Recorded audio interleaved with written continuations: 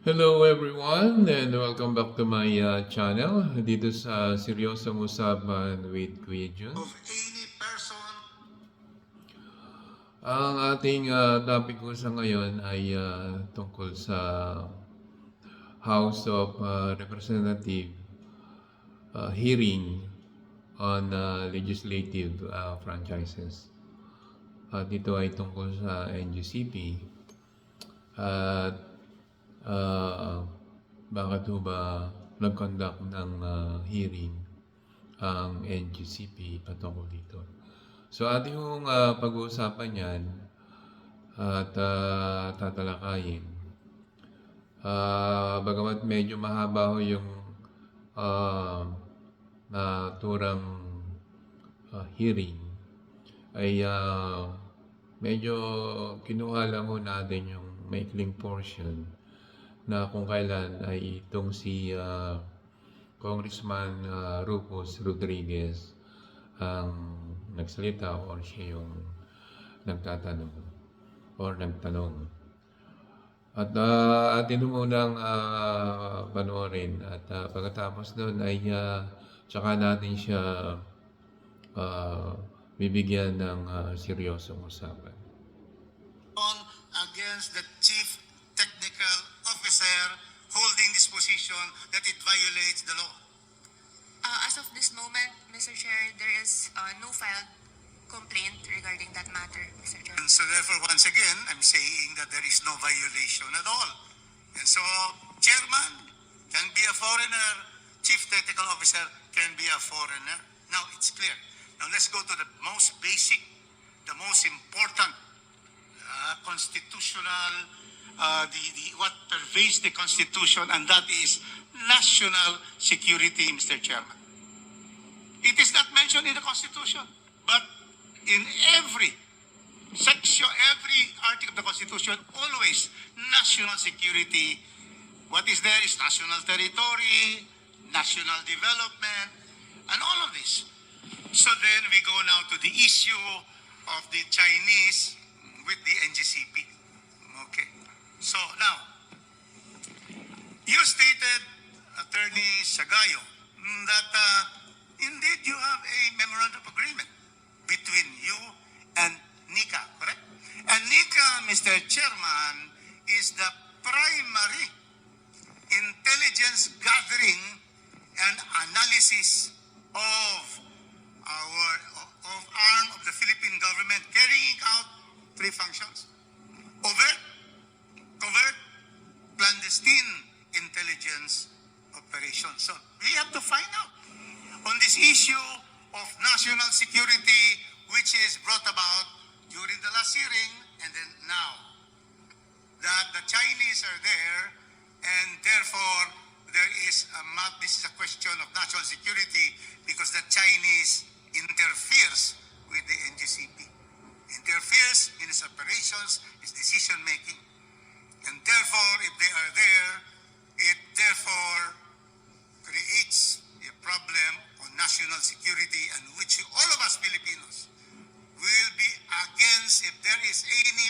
foreign power that will therefore make, decide on the fate of Filipinos. We will know now whether this particular, has the NICA found any violation of NGCP in relations to these Chinese being there as technical or as board directors? Before you answer, your 5 minutes up, but we will give you an extension because you're also a senior citizen. Yes, I invoke Okay. that because otherwise Okay. there will be no equal protection of the laws. Okay. If you All are right, going to proceed. give Proceed. Congressman Marcoleta and not me. Thank you for the Okay. 3 minutes. Thank you. Otherwise you violate the Constitution. Mr. Chairman, please. Please, attorney.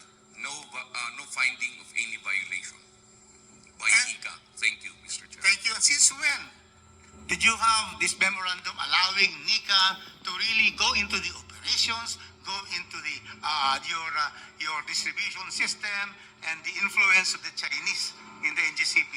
When did you have that NICA agreement? Mr. Chairman, Please. this administration, we had been allowing NICA, ISAF to inspect our facilities. During this administration of President Marcos, we entered into a memorandum of agreement with NICA. And also during this administration, we allowed them, Mr. Chairman, to hold office in NGCP. Thank you, Mr. Chairman. So you're saying that NICA, Mr. Chairman, can I proceed? You're saying that the NICA is holding office right there in your premises. That's what I said, Mr. Chairman. Oh, and Thank you. also, you mentioned about the ISAP. Do you have also agreements with the armed forces of the Republic of the Philippines?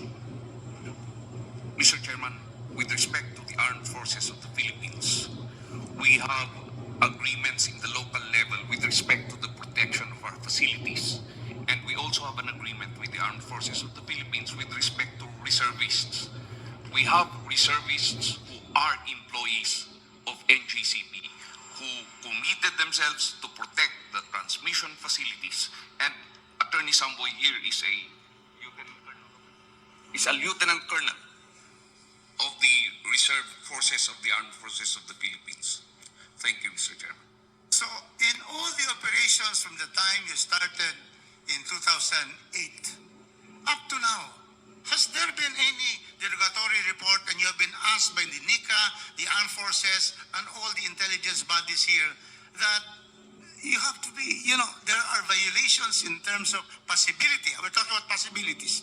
Possibility of interference by these Chinese who are always intruding illegally in our West Philippine Sea, and which the Chinese has lost all 8 points in the international arbitral tribunal in Den Haag.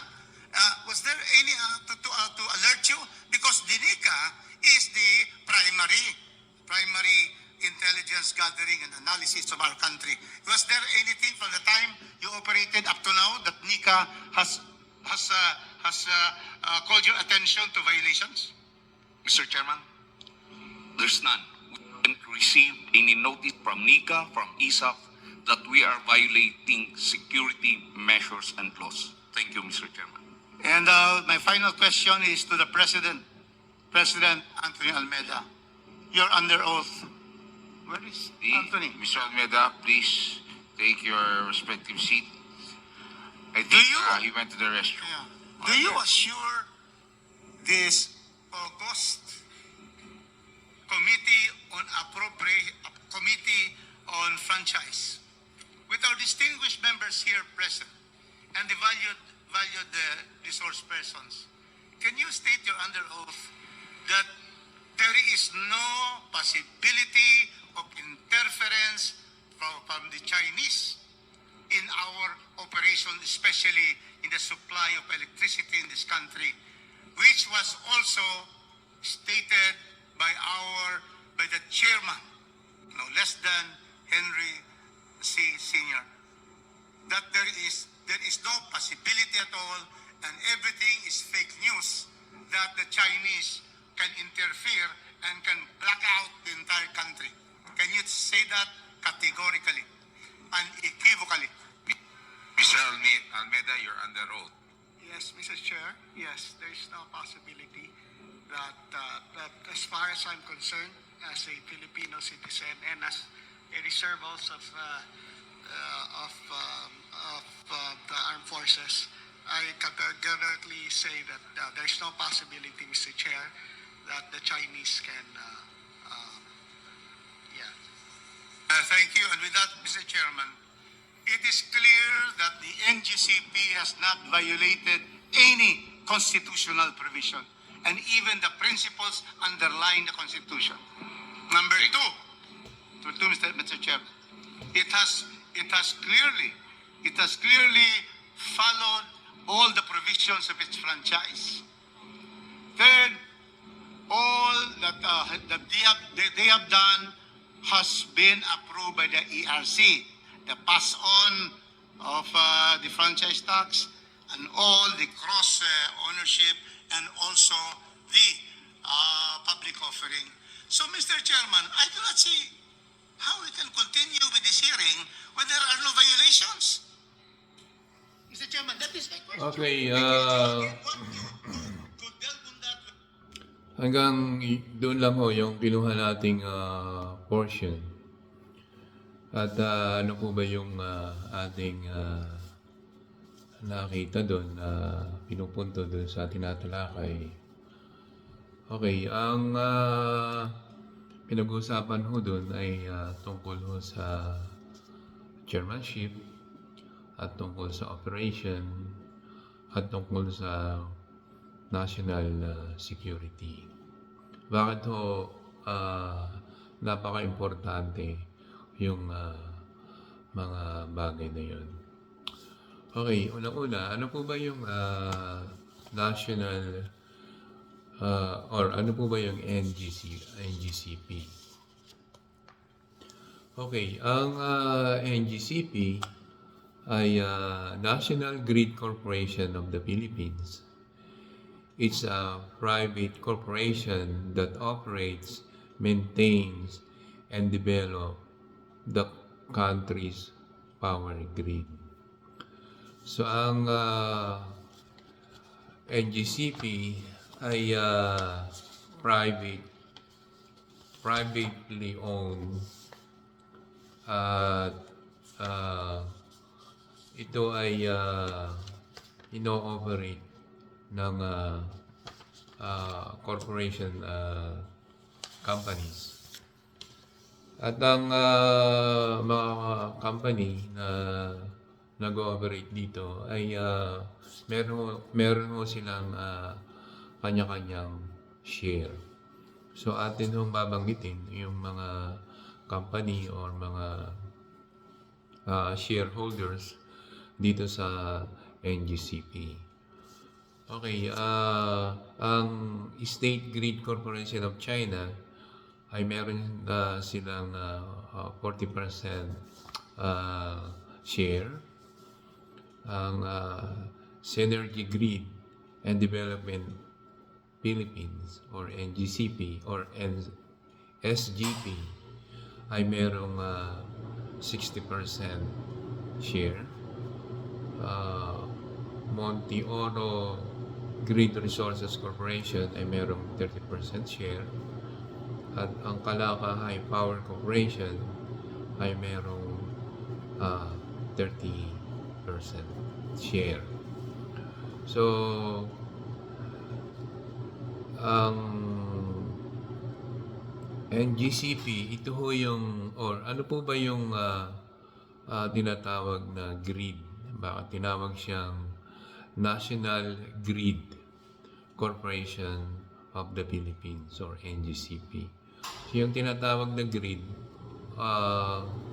in power transmission, yung grid refers to a network of interconnected power or interconnected power lines, operations, stations, and transformers that deliver electricity from producer through consumer.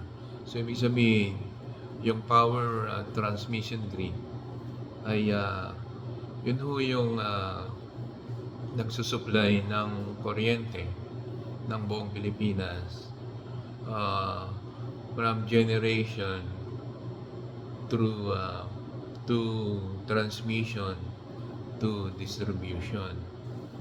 Madalas ho nating naririnig yan, yung transmission, yung distribution. So ano po ba yung tinatawag na transmission? Yung tinatawag na transmission, yun hong malakihang linya ng kuryente. Kung makikita ho ninyo yung katulad yung dati, tinatawag natin na poste ng Meralco, kumbaga yung malalaking poste na meron siya mga malalaking cable ng kuryente. Yun ho yung tinatawag na transmission kasi malakihan yun. Yun from generation plant through transmission. So, dadaan muna doon sa transmission and then to distribution. So, yung mga distribution naman, yung nakikita nyo yung mga poste ng dyan sa kalsada, yun ho yung tinatawag na distribution, na maliliit na power supply. So from transmission to distribution to consumer. So yun ho yun. Tinatawag na from generation to transmission to distribution. Okay, so yun, maliwanag ko tayo dyan na ang nasabing National Grid Corporation of the Philippines ay yun ho yung pinanggagalingan ng kuryente. O, sila yung nagsusupply ng kuryente sa buong Pilipinas. Bagamat ito'y pag-aari o pinapatakbo ng private company na katulad nga ng State Grid Corporation of China, Synergy Grid and Development Philippines, Monte Carlo Grid, at saka yung Calaca High Power Corporation. Ngayon, dahil ang sinasabi sa when it comes to chairmanship o bilang chairman na dapat naupo sa nasabing company ay yung may mataas na share na ang kung atin hong tatalakayin ang about dun sa 60-40% ownership rule.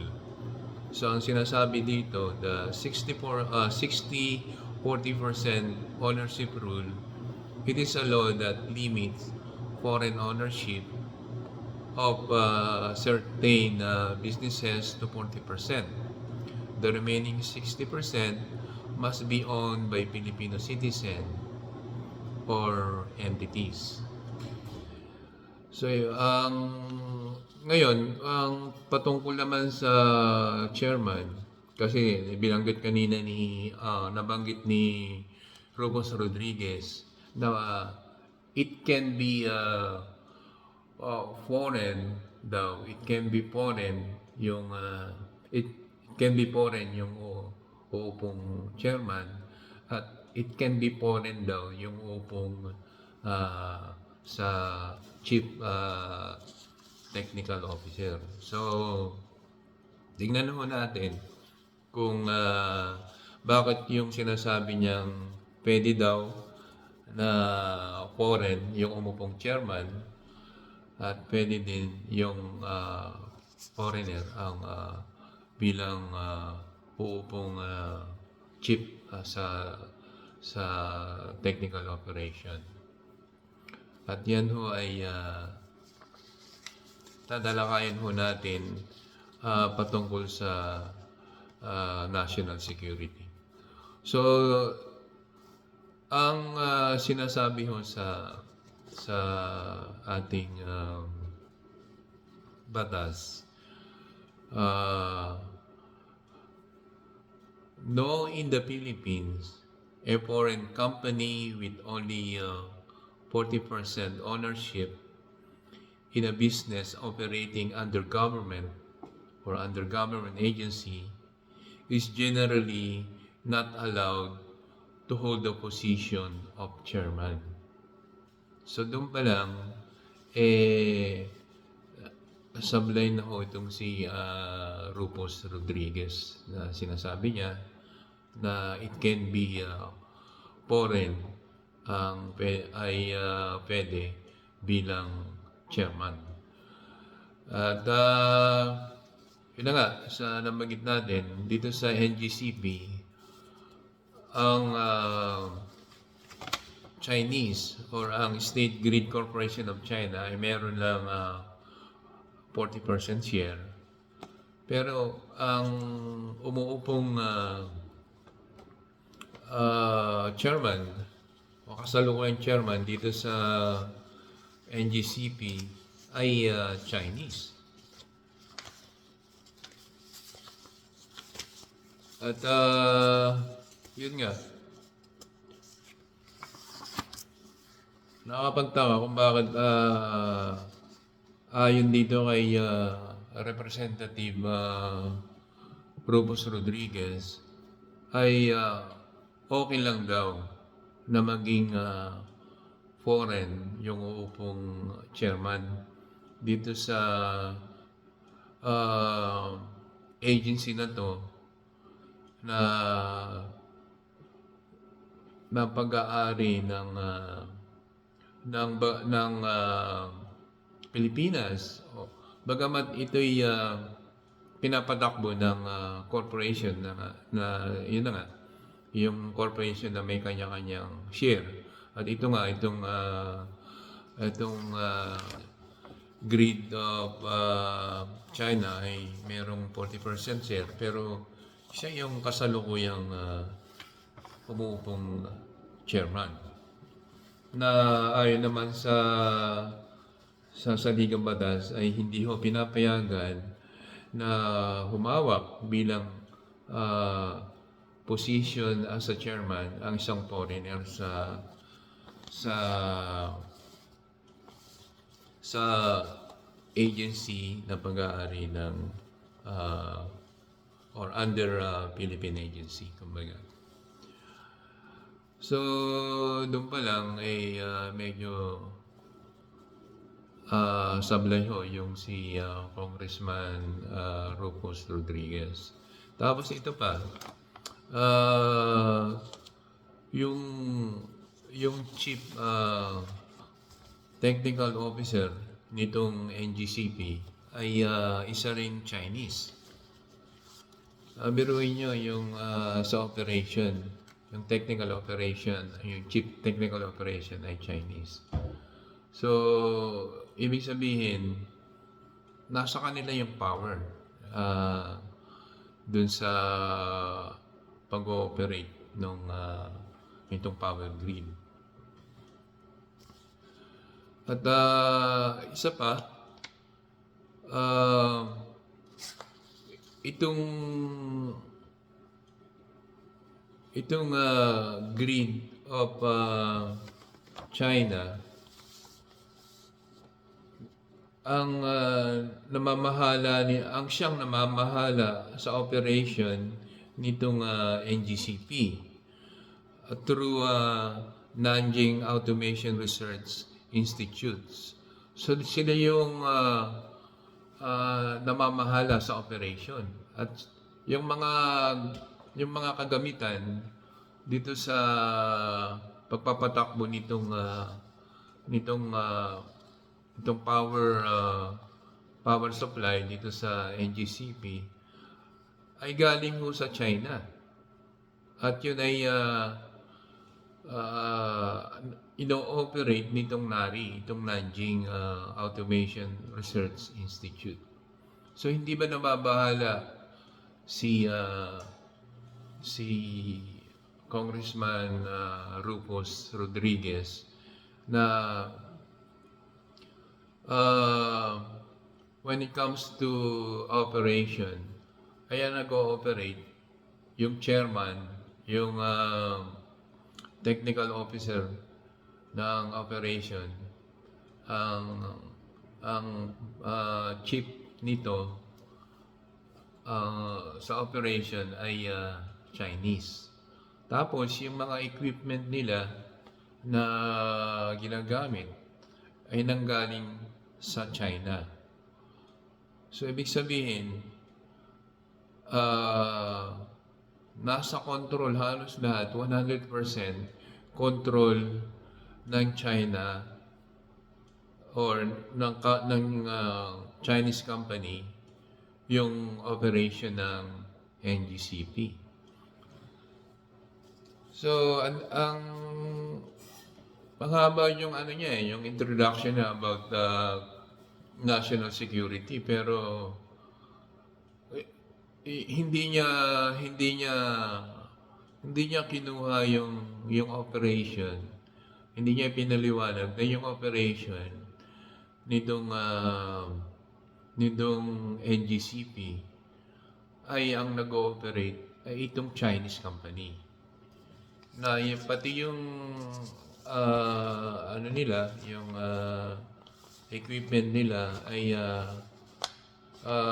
galing sa China, katulad nitong tinatawag na transmission asset. So, ibig sabihin, alam nila yung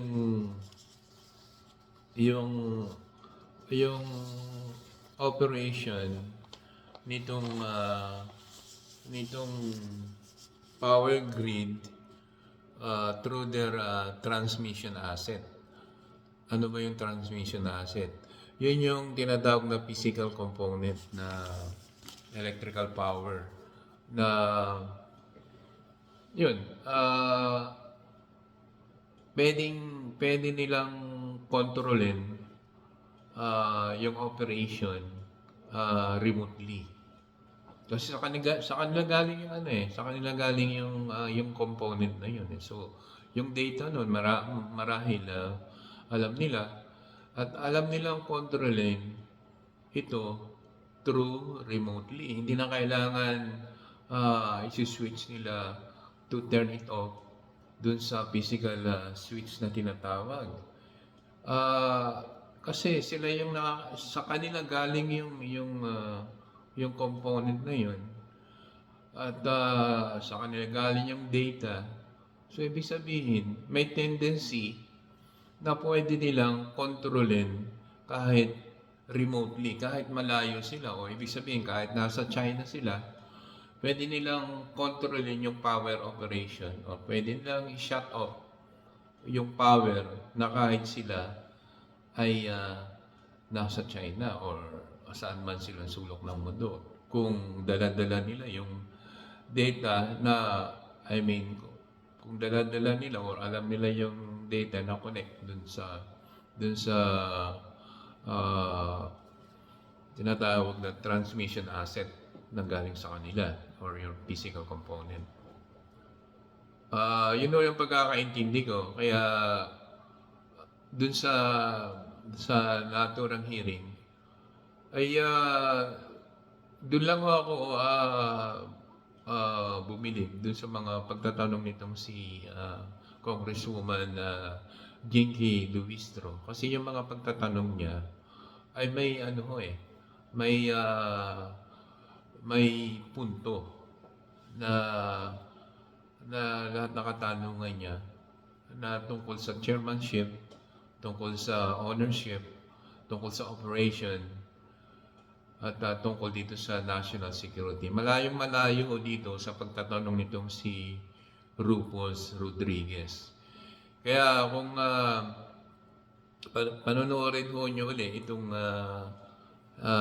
naturang hearing ng House of Representatives patungkol dito sa legislative franchises, yun ho. Kaya ho nila ginagawa yan kasi meron ho silang oversight function. Meron ho silang power na busisihin yung mga government or private agency kung dung sa pagpapatupad ng batas kung yung ba ay nasusunod. Yun ho yung purpose nila dyan. Ngayon, meron silang nakita dito sa NGCP na maraming hindi nasusunod na batas, na ito namang si Rufus Rodriguez ay pumapanig dito sa NGCP. Kung makikita ho nyo yung pagtatanong niya ay yung pagtatanong niya parang siya pa yung nagbibigay ng isasagot nitong mga taga-NGCP. Alright, so yun lang ho yung ating topic so ngayon at medyo mahaba na itong ating oras at tayo ay medyo mauubusan na. Gayunpaman, maraming salamat to at sana wag ko kayong makakalimot na mag-subscribe at patuloy na sumusubaybay o susubaybay dito sa aking munting channel. At yun, kung meron man kayong comment, mag-comment lang po kayo sa comment section at atin po bibigyan ng kasagutan yan. Alright? Alright? Maraming salamat po. Thank you for watching and I'll see you next time. God bless.